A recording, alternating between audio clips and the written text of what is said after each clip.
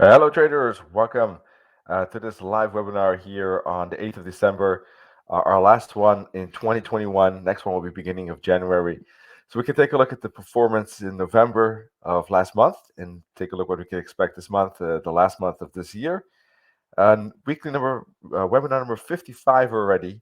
So my name is Chris Forza from Elite Currency, of course, and thank you for joining this live webinar on trading briefings. All right. So what happened in November? Let's take a look at our system, starting with the ECS portfolio. ECS portfolio had a great September month, but October, November a little bit more subdued, a little bit quieter. Still, only positive months in the last 6 months. So great winning record, 6 months in a row. Have been profits. Had a single losing month, of course. Last month, however, not much gain. 1.4% is positive, but not a resounding result either. So a little bit of a slower development in results in October, November. But we hope to see that a little bit change in quarter one, 2022. Not yet this month, I would say, because December is typically a little bit slower month with Christmas and holidays and New Year's Eve. But we're working with our systems to optimize the combination of the systems, how they engage with each other, to optimize the leverage, to optimize the risk management, so that we get the best performances, the best results without uh, going through heavy drawdowns, without going through difficult periods like we had with other systems in the past. So that's what we're kind of working on with our wrench, let's say. Not a real wrench, of course. I'm just metaphorical wrench, to find that combination, because it's a mixture of systems, and we expect higher results on average in the long run, but we don't want to maximize everything at the very beginning, because we're combining fundamental analysis, technical analysis, automated, semi-automated. So we want to take it step by step. But I do think that we'll see increased monthly averages in quarter one next year and in general in 2022. The current average is 4.73%, but of course, a lot had to do with that average has a lot to do with September as well. So we hope to see that average go up and the distribution go up. Of course, the distribution is always an average is only an average, right? So that means that there are going to be months that are going to be below average, and there are going to be months that are above average, and that's fine. Our key statistic is to have quarters all positive, and to have 2 out of 4 quarters with substantial profit, um, being above 20-25%. So those are very important parameters for us. So if you know even a month is perhaps is possible it's slightly negative, but not much and not many. That is our key goal, so that the quarters are always positive. So but generally we should see better results beginning of next year, although these results have been pretty good so far as well. um, I would like to see a little bit increase of performance in general on the portfolio sometime soon. Zeus had a for its average a good November, because the average here is 4%. So it was right on the mark on average in November, and December is going on track as well. And with KTM PAM, it had a little bit higher, 4.5% actually. Its average is slightly lower, 3.8, and it was a little bit above average, 4.5 in November, and almost 0.5% in December. So CCA, as usual, on course, every month positive, averaging between 3.8 and 4% per month, about 50% per year. SWAT EA DAX also about 5.4%. It had a great November after 2 slight negative months. It had plus 15 this month, plus 7, and the euro dollar, not doing much, slightly positive, now negative. It's about break even. This one is not looking that great, to be honest. It is, not a bad performance necessarily, but it's not a good performance either so far, and it's going sideways after, basically almost a year. not a full year, but started mid-November. We're almost at the end of the year. But the DAX is certainly showing a pretty good performance, almost 70% up. So that's a review of November. November 2021. We got a question from Kay. Is Ultima or Rush trading in the portfolio? No, it isn't. Neither Ultima nor Rush, neither of the two is part of the portfolio. And that's because we stopped with both systems ourselves from Mislav Nikolic. So yeah, we therefore also didn't add them to the portfolio. Good question. Ultimately, for our taste, the drawdowns were sometimes too long, sometimes too stretched, and volatility was a little bit too much for our taste, and I think for most of our traders as well. And of course, that's nothing wrong with that.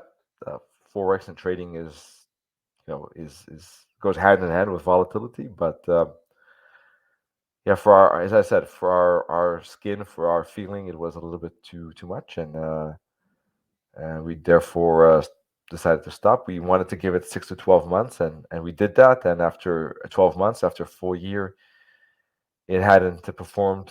It was down actually. So yeah, we decided to stop. But we learned from that experience, and we translated all of that knowledge and growth and experience in creating Zeus, in creating portfolio, and we're more on guard on creating a balanced growth that doesn't go through hefty drawdowns, or tries to avoid them as much as possible. Let me say it this way, with limited losses on a monthly basis and with mostly positive gains on a monthly and certainly on a quarterly level.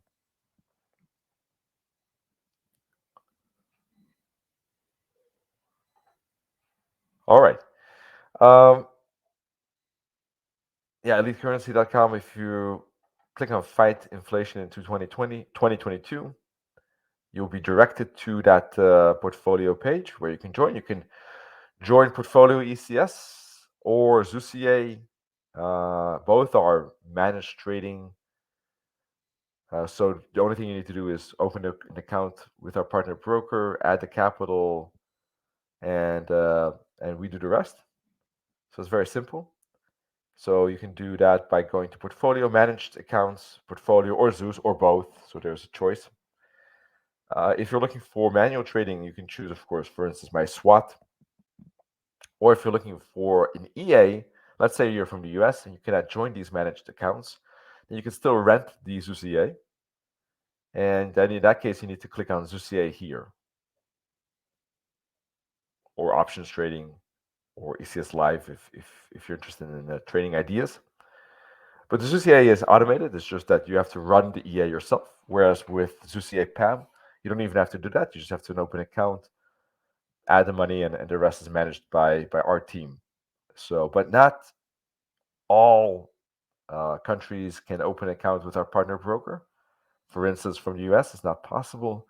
So, unfortunately, for those traders, they can't join the portfolio ECS. They can't join, I should say, the broker that we use for portfolio ECS or ZCA. In that case, if you are from the US or one of the countries that cannot join that broker with the managed accounts, unfortunately, then you can still rent the ZCA.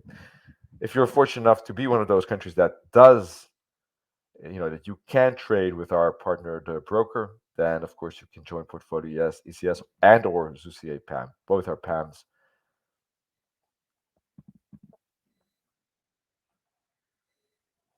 And you can get more information there.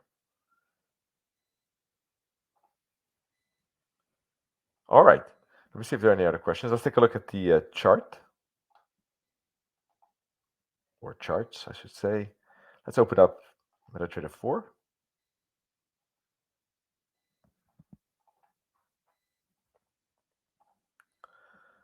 Okie dokie.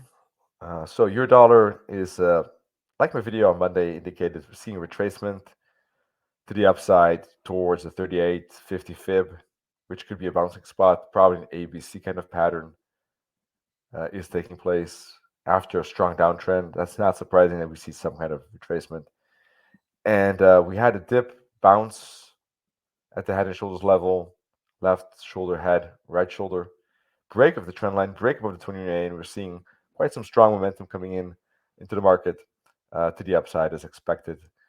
Was even talking about a bull flag. It didn't turn out to be a bull flag, but it was a channel that was corrective, and price broke above that corrective channel, is now making it upside. I suspect that 114.40 will be the bouncing spot, but it could go even up to 115. Any of those two should be the bouncing spot for downtrend continuation, in my view. Max 115.50 ish zone, I would say. That's where we had a consolidation zone. We see supply in this area. We had a strong momentum prior to the supply, then the sideways consolidation zone, and then a very strong move down from that zone, which indicates to me that if price gets back to the zone, it's very likely to be a resistance level and strong bouncing spot is expected. So I don't think that price will break through that zone, and therefore I would expect price to bounce anywhere at 114.40, 115, or 115.50, 115.80, but not more than that probably for that downtrend continuation. With this target all the way down to 110 at the 78.6 fib, maybe even down to 108.30 at 88.6 fib. So I suspect that we'll see a retracement into the 21 EMA zone on the weekly chart and a bounce down towards the next fib and challenge the previous low. With the break below the 38.2 fib and the break below the 50 fib, break below the 144 EMA, we've seen strong momentum kick into the downside. I think that that this is just a retracement and that the downtrend will continue once we complete that retracement at those resistance levels. And this supply zone, I think, is a great zone of resistance. And if price gets there, it should stop it and turn it around again back down. If it gets there, because it could also easily be a double top. Although in this case, I don't think a double top because we didn't have a double bottom. We had a head and shoulders level, so probably we'll move up to the 50 fib and 114.40, if not 150. And pound USD was a little bit more bearish. Your pound is moving up. It's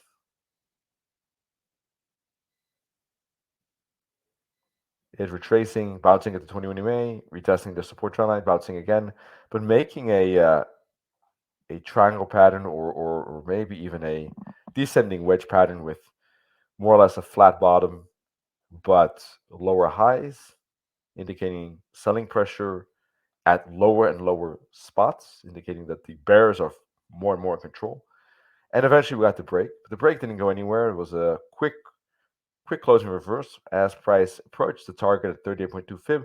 Very strong fib at 131.50. Didn't quite touch it. It hit 131.60. Missed it by 10 pips, and buyers already stepped in and pushed it higher. I think it's enough. 10 pips, I would consider the 38.2 fib hit and touched, but so yeah, there was not much space. There was a descending wedge pattern, but you can see with the target so close at 38.2 fib and 131.50, there was a quick dash down and a quick bounce up again, closing reverse back up. And we'll probably see a retracement here as well. Maybe going back to 133.40, 134.30. If it manages to break above the 144 EMA and the resistance trend line. There could be a head and shoulders pattern first. Maybe retest the support at 132. A lot of bounces at this level. So it could be a retest. And if there's another bounce, there could be an inverted head and shoulders pattern and maybe that break to the upside. Don't get me wrong, I don't think it's an uptrend, but there could be a retracement, just like with the euro dollar. Back into the resistance zone, back into the 21 EMA. 21 EMA is extremely bearish angle. So if it gets back into that 21 EMA, I would expect a bounce. And continuation, 31, 31.50 would be the first target. But if it breaks that, and if it makes a flag on lower time frames, like the 1 hour chart, it might be able to continue all the way to the 50 fib and minus 61.8 target at 128. Of course, be careful of 130 target. It's around psychological level, and of course could create a bear flag too. Either the 23.6 fib or the 38.2 fib or even 50 should hold as resistance on the pound USD.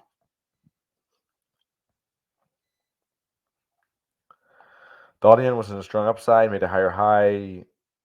Big news event here, setting it lower, 38.2 fib. And the news event being the scare for the variant of different COVID-19 variant, creating the traditional kind of strength of the yen, Japanese yen, when there is uncertainty. But seeing a little bit of a bounce here, I wouldn't be surprised if some consolidation zone going to take place on the dollar yen. So it doesn't seem that interesting to me.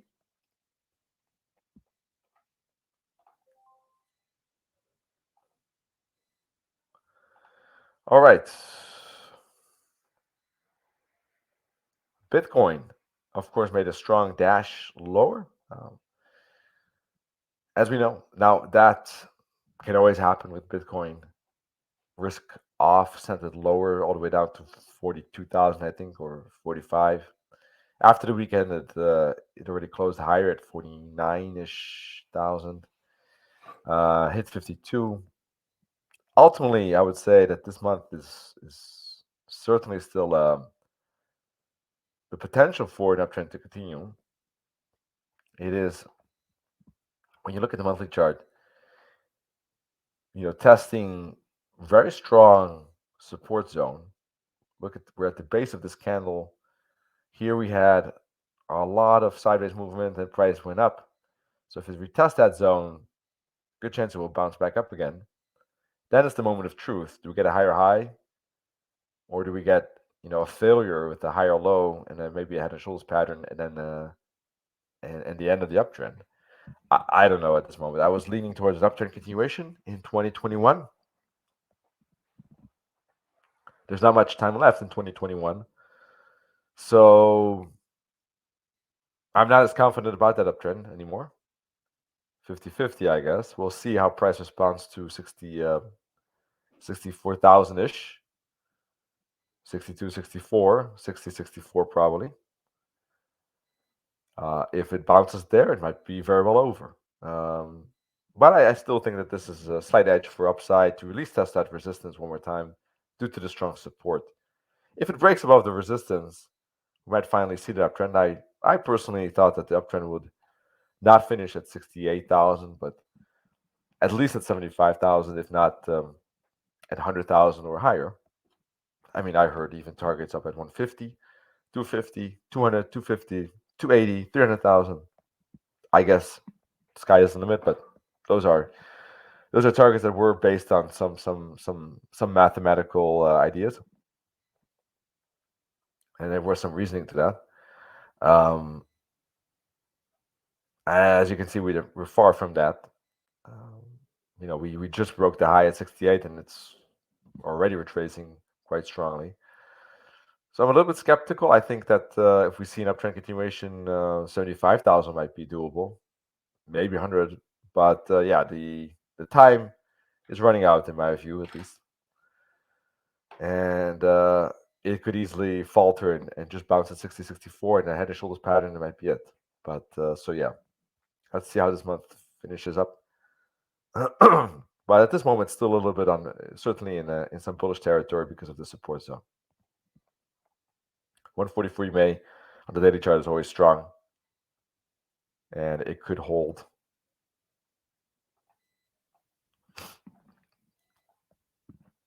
If it doesn't, if we still see a bearish move, I still think that there's a lot of layers of support below it, and likely they'll bounce one more time. But the bounce, if it does move lower, the bounce is probably going to be really aimed at the head and shoulders level, in my view. If it bounces now, right here, there's a chance of a higher high. If it breaks lower, I'm not too sure. In that case, maybe The higher high is all the head and shoulders level is all we can get. Left shoulder head, right shoulder.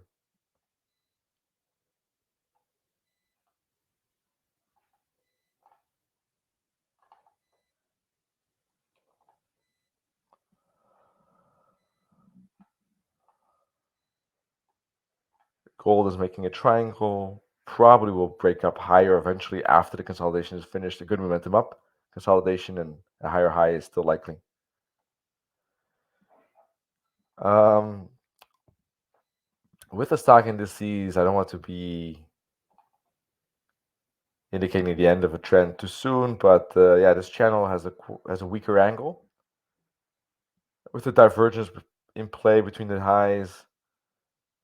I I think that this is running out of steam.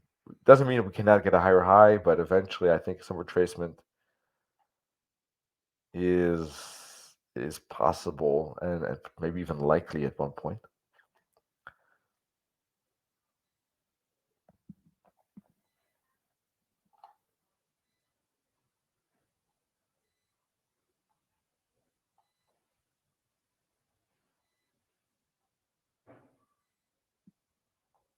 And yeah, let's see how price responds to this head and shoulders level. I mean, I would say that this is a pretty strong resistance level, but it's extremely difficult to call or indicate reversals in such a strong and long uptrend.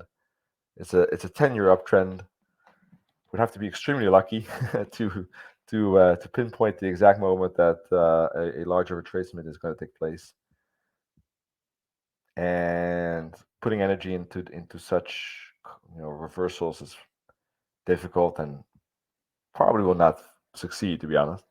But obviously, in my view at least, we are getting into a spot and zone where the probability of a lot of upside is just diminishing in my view. So it might be a good spot um, to be careful, not to add. Maybe just thinking out loud here. Maybe taking some profits, some stocks, perhaps.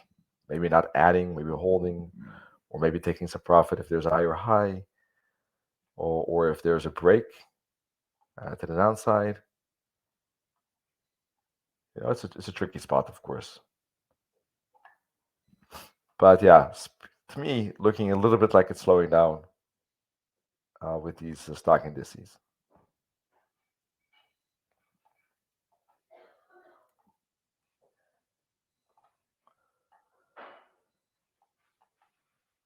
All right, folks, that's about it for today. Thank you so much for joining. I hope to see you as a investor or as a member with Elite Currency, ZUCA, PAM, Portfolio PAM, or renting our ZUCA, and or trying the educational course from SWAT, for instance, Simple Wave Analysis and Trading. I wish everyone a wonderful December month and wonderful last month of the year. We're back at the beginning of January with an update about how the performance was in December, what to expect in Q1 2022, and wish everyone happy holidays as well. Good trading. See you soon. Cheers.